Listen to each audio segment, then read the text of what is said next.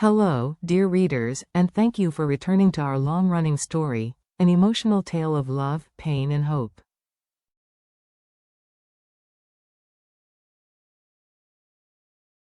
Today, we join James as he faces the most painful turning point in his life, torn apart by tragedy.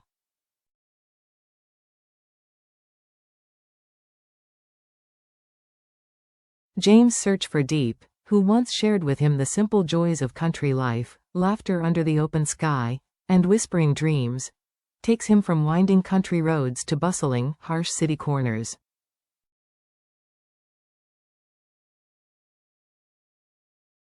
Never letting a trace slip through his fingers, James clings to memories and nostalgia as a guiding light.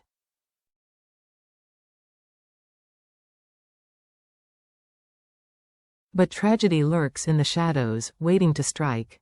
Diep, after a tragic accident that left her with no memories, now lives as Wa, a woman rescued by police officer Duck in a remote village and living under a new name, unaware of her previous life.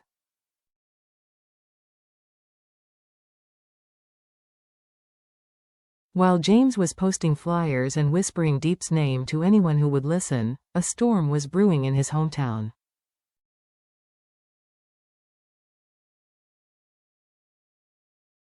His precious 9-month-old son, once the living picture of innocence, was struck by a mysterious illness.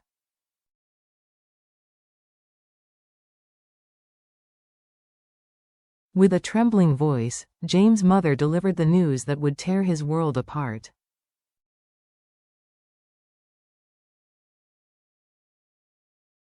He raced home in a panic, only to find his son intubated, hooked up to machines in a sterile intensive care unit, his tiny body weakening before James' eyes.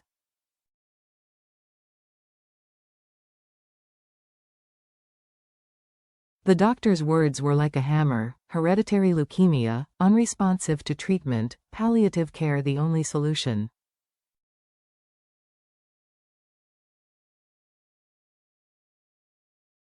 In a nightmare no parent should endure, James carried his son home for his final hours.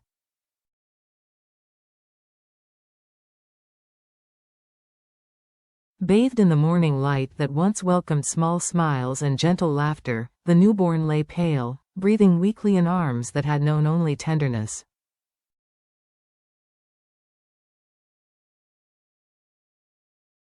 James was speechless. There were no tears, only a silence thick with grief, as he whispered, "Mommy's not here, but Daddy is."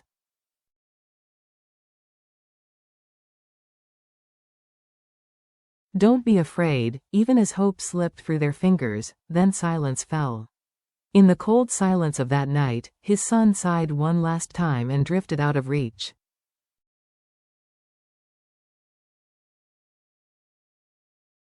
James collapsed beside that frail figure, a thin man embracing a pale life that was now gone.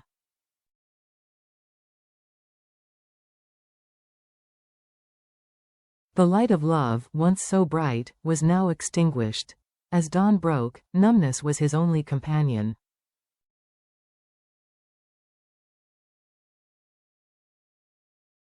Yet James tried to perform the sacred duties, washing his son, dressing him in the clothes Diep had made, wrapping him in his beloved blanket, all in the darkness of grief.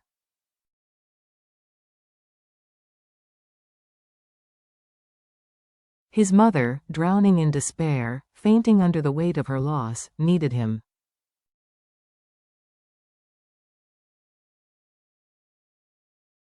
And so he endured. Despite his grief, James tried to keep his composure for what remained: his old mother, her only joy in her grandchild, and the hope, however fragile, that Diep might return.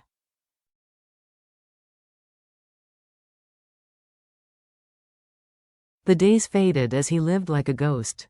The funeral was over, the memories came rushing back, choking him.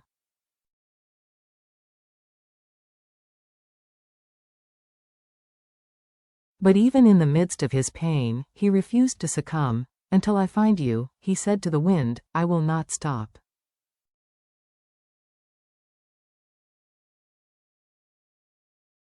He put on his hat and walked the familiar streets in the scorching sun and pouring rain, holding up flyers and asking strangers, "Have you seen a woman named Diep? She might have dementia."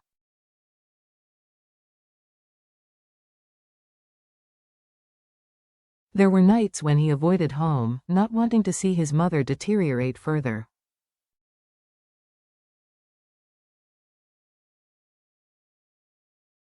Instead, he found himself in Diep's old house, a place once filled with laughter, fragrant with memories, now desolate, dusty and painful.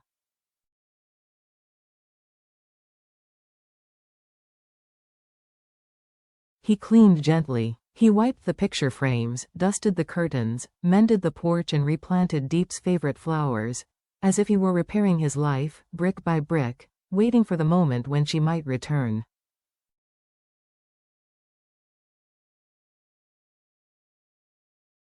Then a soft knock sounded on the door. His friend Tung, who had silently watched James fall, sat down beside him on the steps, not saying flowery words, but simply stating the simple truth.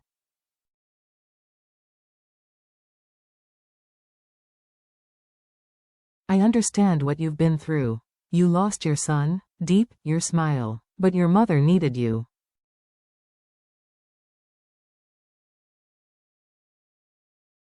And you were the last hope for Diep to return." Tung's faith lit a spark in James's frozen heart.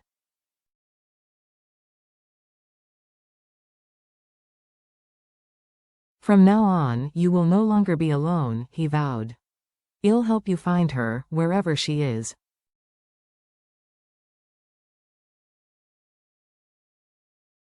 Meanwhile, far from sadness, Diep, who goes by the name Wa, settles into a life entirely shaped by the present.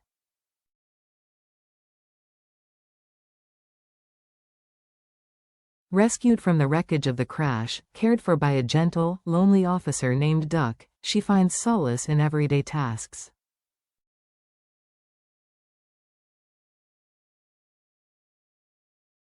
Cooking, gardening, tending to the quiet house in the mountains, all these become her world.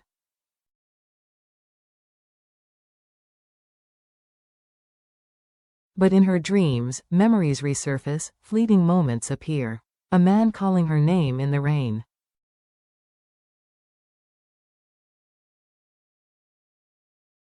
The laughter of a baby held in his arms. An ache in her chest, familiar but elusive.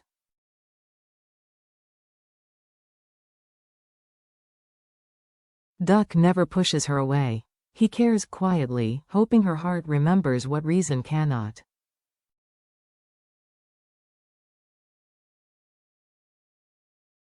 As the episode ends, we witness two parallel paths. James, navigating his grief with relentless resilience, and Diep, adrift in the present, haunted by echoes of a life she can't remember.